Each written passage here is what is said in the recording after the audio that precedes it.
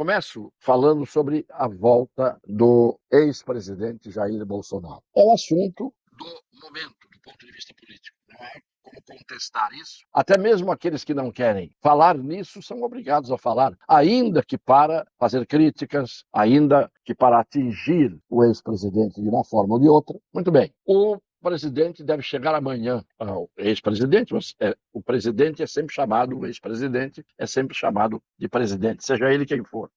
Chega amanhã a Brasília e já começa ou continua a perseguição contra ele, que se desencadeou ao longo de 4 anos do seu governo. E quem tem medo da volta do presidente? Diziam que ele estava fugido e tinha medo de voltar. Em primeiro lugar, ele não fugiu. Em segundo lugar, se ele tinha medo de voltar, ele está voltando. E está voltando querendo sair pela porta da frente do aeroporto. Agora, por que evitaram que ele saia? E o impediram de sair pela porta da frente? Porque o governo tem medo, seus adversários políticos temem que uma multidão o esperasse ou o espere para saudá-lo. Como esse fenômeno não acontece com nenhum outro político no Brasil, a mim me parece que a hipótese mais provável é o temor que todos têm de aparecer de novo aquela figura que arregimentava multidões em torno de si, apesar de tudo aquilo que fizeram e fazem para destruir a sua pessoa e a sua imagem. Aliás, esse fato começou mesmo antes da eleição dele para presidente da República, com a facada que ele tomou e que só não o matou porque não era a vontade do Criador, para quem acredita. Senão, não era o destino, para quem não acredita. Pois bem, não adianta querer impedir que ele tenha gente ao seu lado na chegada e no percurso, porque ele estará aqui. Aí vão tentar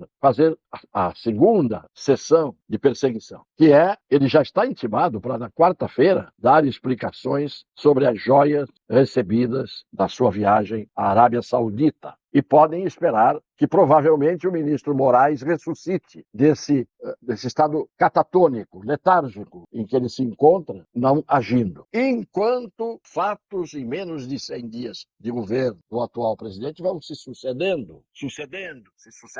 E eles não querem a CPMI. Ora, por que abrir um inquérito contra a deputada Coronel Fernanda? Bastaria apressar a abertura da CPMI, a Comissão Parlamentar Mista de Inquérito, que todo mundo iria ser investigado, inclusive a deputada Coronel Fernanda. Por que ela sozinha? Por que não o ministro da Justiça, Flávio Dino, que disse na Comissão de Justiça que não tinha agido no dia 8, porque não estava devidamente informado, quando hoje aparece um documento provando que ele estava avisado com antecedência de que poderia haver problema na Praça dos Três Poderes naquele dia. Agora, quem é que não quer a abertura da CPMI? Primeiro, o Pachecão velho de guerra, o omisso e eu diria eunuco, do ponto de vista da atuação política parlamentar, presidente do Senado Federal. Esse deve ser um daqueles que jogaram o ex-presidente pela porta lateral do aeroporto. Mas ele não vai lá ler a abertura da CPMI, que é um dever seu, com todas as assinaturas regimentais colhidas. Quem é que tem medo da CPMI? Os mesmos que têm medo da chegada do ex-presidente Bolsonaro ao Brasil. Eu volto a dizer, eu não estou aqui defendendo o presidente ou ex-presidente Bolsonaro. Eu estou, como sempre, mostrando os dois pesos e duas medidas. O tratamento que se dá por meio do direito e por meio, inclusive, do torto. Há alguns que merecem ser investigados, punidos e até serem passíveis de um impeachment. E outros que, mesmo que digam esqueçam de mim, não adianta. Eles não conseguem esquecer, porque precisam falar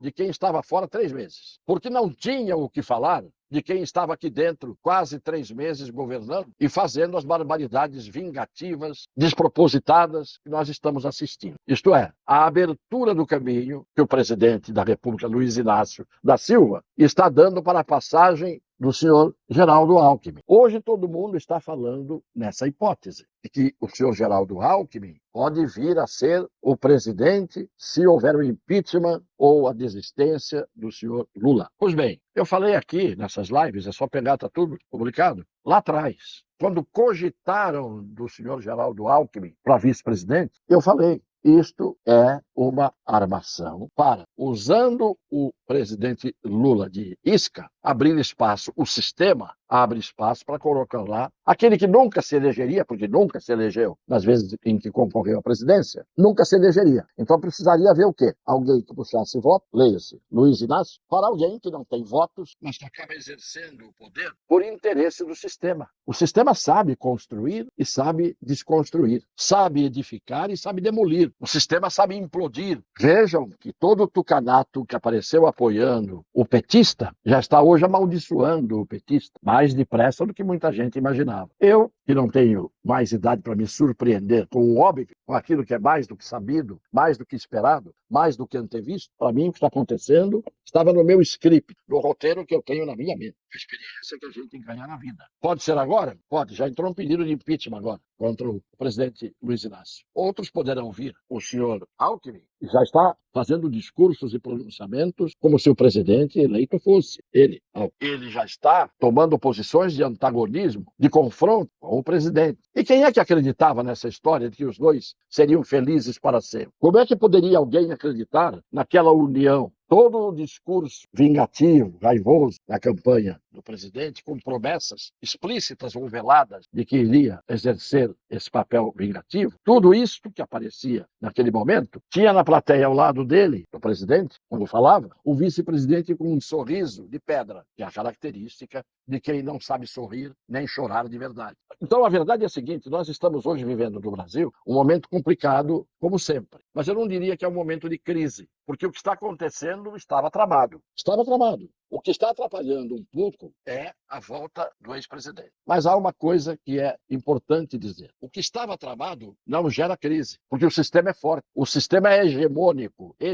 O sistema é envolvente. O sistema é a sucuri de 12 metros se enrolando em torno do corpo da capivara. E a capivara resta, senão, dar 2 suspiros e depois morrer. É isso. Hoje já vejo pessoas que vinham atacando o presidente Lula já dizendo, bom, menos mal se for o Alckmin. Não enxergam que não é a volta ou a saída de quem quer que seja, é a permanência do sistema. O sistema ajeita tudo e quando o sistema está fazendo o que quer, não há crise. A crise só existe quando alguém confronta o sistema, quando alguém enfrenta o sistema, quando alguém que tomou o poder não provém do sistema. E é o sistema que faz ministros ressuscitarem ou adormecerem. É o sistema que põe presidentes e tira presidente.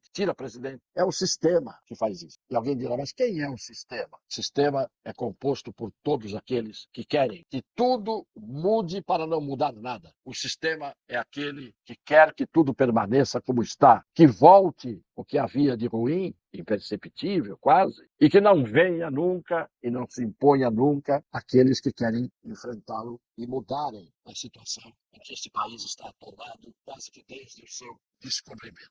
Vamos ver, vamos acompanhar. Vai haver novidades? Sim. Vai haver muita gente dizendo bobagem, dizendo coisa séria? Sim. Mas não haverá crise dentro do esquema do governo atual. Não haverá crise se sair Lula e entrar Alckmin. A única crise que pode existir é pela parte que está à margem disso, que tem, evidentemente, hoje ainda uma liderança na pessoa do ex-presidente e de algumas figuras, inclusive sua mulher, que se impõe de forma positiva na receptividade de uma grande parte do povo brasileiro. Um beijo no coração das pessoas de boa fé.